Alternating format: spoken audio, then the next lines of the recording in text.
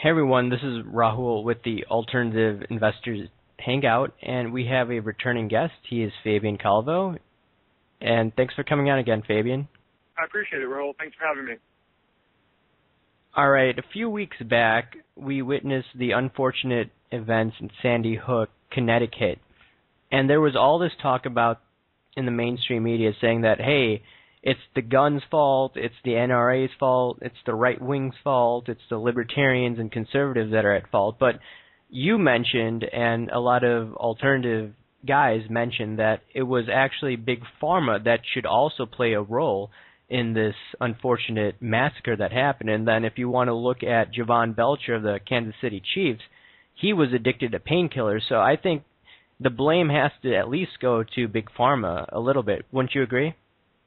Completely agree. In fact, I think that the number one cause of these school shootings is these serotonin suppressor uptake inhibitors, I believe is what they're called, SSRIs. And they completely, in the Mayo Clinic studies, Harvard studies, show that violence and suicidal tendencies, specifically among young adults and then just teenagers and children, is increased 3 to 4 times over other test groups, other placebo groups. So absolutely, and it's amazing that they call for guns to be taken away. They blame the NRA. They blame everyone. They don't even touch Big Pharma whatsoever. When all the school shooters, almost every single one, has been on these antidepressant drugs, and we're absolutely a part of the reason, I believe, behind why they went basically mad. I mean, does this forgive in some way these demons that do this? Absolutely not. But I believe that we need to take a look at, and not even just the school shootings. Look at the returning veterans with the highest suicide rates ever in the military. Look at the NFL, which is a small group of elite athletes. In just the last year, you had 4 or 5 football players that took their own life, whether it was Javon Belcher, like you mentioned, or Junior Seau. There's a guy for the Tennessee Titans, I believe, as well. Another retired NFL football player for the Atlanta Falcons. All of them as well were taking Big Pharma drugs. So it's, in my opinion, the cause behind these violent sprees that you see. Yeah, there was another baseball player, Ryan Field, that committed suicide. I wasn't sure if he was on drugs, but I did want to look into one thing. Doesn't Big Pharma actually kill more people than guns do? I don't know if you've looked into that. I have not looked into that statistic, but I can tell you swimming pools kill more people, kill more children than guns do. I believe toasters kill more people than guns do, or children than guns do. Automobile accidents. So again, to blame it on guns when I can go to Home Depot for $30, I can make a fertilized bomb that I can learn how to construct off the internet. It's just absolutely ludicrous, and it just shows you, for people that are thinkers, which I think are those that listen to your channel, my channel, and other alternative media, people that, obviously have said, what, the mainstream media has been lying to me. I want to go somewhere now and get some truthful information. They realize this is just a ploy to take away the guns. It's happened before in history. Now we have Dianne Feinstein talking about literally gun confiscation, and for those guns grandfathered in, having a database where they thumbprint you, they register your name. This is a very slippery slope. History shows us it does not end well when countries begin to go down this path. I totally agree with that. And now I wanted to change subjects and get into what you're into, what you do for a living. You are a private equity guy that purchases homes, foreclosed homes. So I wanted to ask you regarding the housing market, have we seen a bottom? Because this is what I see in the mainstream media all the time, saying that, hey, housing has bottomed, this is the best time to get in if you're planning to stay in your neighborhood for a long period of time. But then I read at the other end that there's still some properties that are in the so-called shadow inventory, which are not on the market. So I I'm not sure about that, and you have a better grip than most people since you are in the active market of purchasing homes. What are your thoughts on that? Well, my company is thenotehouse.us. People can go and check it out, and I'm on the front lines of this, have been for about the last 10 years, and so I'll just quickly say that, of course, the media is pushing, and the media being owned by the big mega banks, about 3 or 5 corporations that own all the mainstream media. Their agenda is to push consumerism, go out and get into debt and spend money, whether it's housing, whether it's shopping for a flat screen TV at Walmart. It really doesn't matter. Housing being the huge component of the overall economy, it's tied to so many different industries, whether it's movers, landscapers, title companies, mortgage companies. I mean, it's a huge component. Also, new home construction is a huge component of the economy. So I would just say that, the inventory, I think, would blow most people's mind, how much inventory is actually out there. Take for example, a state like Florida, 20% of the homes are in foreclosure actively right now. That does not even include, Rahul, the people that are not in foreclosure, that haven't made a payment, that are 60 to 90 days behind, foreclosure has not been filed on them. I keep saying the stat that I learned from at a conference with Raymond James, where on any given night there's over 20 million vacant homes in America, and then the Federal Reserve released a study that I think points perfectly to how bad the housing problem still continues to be, in spite of all of the collusion between the big banks and the Federal Reserve to artificially keep interest rates low. So they're manipulating the interest rates, and then they're manipulating the inventory, right? They're not foreclosing on homes. They're not releasing the homes for investors to buy them.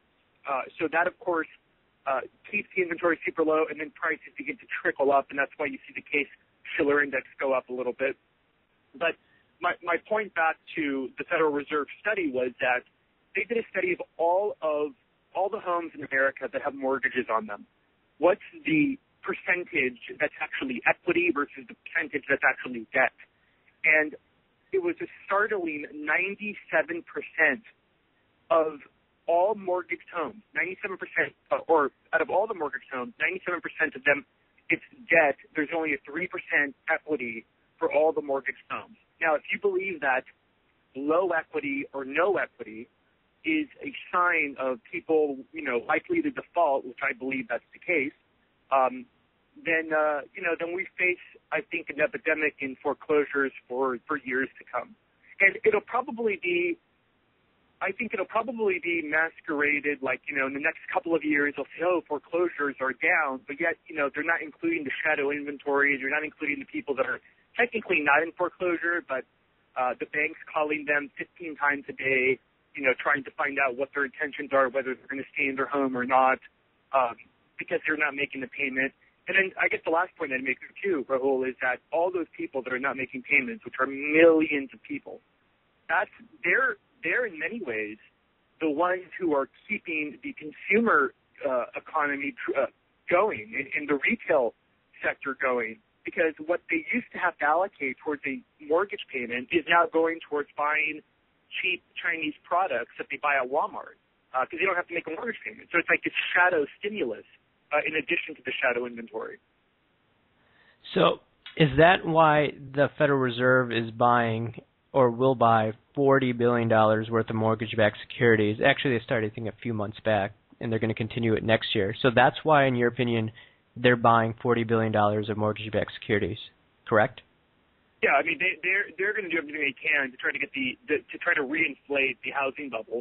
In my opinion, it will not happen because they're going to try to solve this problem with adding more debt to their balance sheet, which by 2015 could be over $5 trillion, even though they said yesterday that they're no longer going to tie it to any particular timeline. They're just going to tie it to, I believe, the unemployment rate at 6.5%. So yeah, they understand what a huge factor the housing sector plays in the economy, and they're pulling out all the stops to try to reinflate the bubble. And I think history shows us that it's pretty much impossible for them to reinflate a bubble. But I just want to add that within all of that, and because of the fact the Feds are having these ultra accommodating policies towards housing, I think housing, and I continue to do this, on a daily basis, is a great, great sector right now for investors that are educated, that know what they're doing to make a lot of money. And then, basically what I do is I allocate a lot of that money into gold and silver. As people, like Greg Manarino have talked about, which you've had on the program before, you're betting against debt here. And so that's why I think you really can't go wrong. Yeah, you did also mention something interesting, that 97% of all the real estate of the housing market is based on debt. So are a lot of these guys rolling over their debt? Because I was talking to a CPA accountant in the last summer, and he told me he worked for a big real estate firm in the Chicagoland area, and he told me that it's a billion-dollar firm, but what they do each year is they keep on rolling over their debt because they obviously cannot pay their notes if they had to pay for it at that time. So is that how the market's set up? Because it's just one big Ponzi scheme in my idea. I mean, in my mind, if they're just... There's no doubt. I mean, in residential, it's a little bit different. I mean, although there's a lot of option arms out there that, we're short-term. A lot of people have 30-year, and then they have option arms on longer-term debt. Commercial real estate is a little different. That's shorter-term, so that's what in banker terminology is basically extend and pretend, right? So you're extending their due date, pretending that the markets will turn around. And I got to tell you, we speak to dozens of bankers a week, mostly local bankers, smaller banks. And for many of them, the only strategy that they have implemented to deal with their toxic debt, and the only reason they're able to even deploy this tactic is because the FDIC is accommodating their toxic balance sheet by basically not shutting them down and giving them cheap money from the Fed. Is their only strategy, Rahul, is that we're going to hope the market turns around and then we'll be able to sell these assets off and not take as big a hit. In commercial real estate alone, you have around $1.5 trillion in debt that's coming due, started coming due in 2012. It's starting to come due in 2012 to over the next 5 years. I'd say probably 70% of that debt is underwater, meaning the borrowers owe more than the actual property is worth. And those people will not be able to refinance. They will not be able to sell. That's a tremendous opportunity for investors to position themselves and be able to acquire some of those properties at very highly discounted prices, which is what we do. But this whole deal that somehow housing to the bottom, I mean, I saw something about this the other day on the news, and they're really mainstream's really pushing it, is just a total hoax. So don't these guys realize when interest rates rise, it's a matter of when they will rise? They could push it off maybe for a few more years, but I can't see how they can keep rates this low for this long. But if interest rates go up, this market is pretty much dead, right? I mean, yeah, if you had interest rates go up next week or 6 months from now, then prices would fall in housing in a big way. For every interest rate percentage point that goes up, housing drops by tens of thousands of dollars. So that's just the thing, Rahul. I don't believe the Fed will raise rates. I don't think they're going to be raising rates for years because they realize that it's not just the housing market that they would affect, but the government debt of over $16 trillion. Raising the rates a few points or even a point would mean that we would be spending a stimulus package a year, almost $1 trillion a year, simply in interest payments on the debt. So we've reached what I call and others call that end game scenario where it's low interest rates till basically there is some kind of dollar crisis, bond crisis.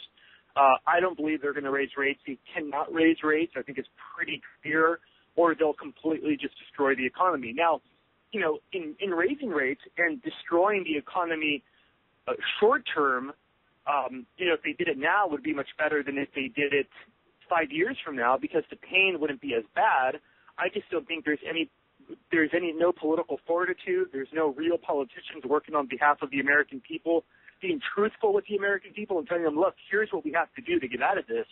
We need to begin to save money again, and we need to raise rates to encourage saving. I just don't see that happening, and so I think rates will continue to stay low for some time. Yeah, rates will stay low until we get that next currency crisis, or if we get a currency crisis. But before I let you go, Fabian, how can people follow your work?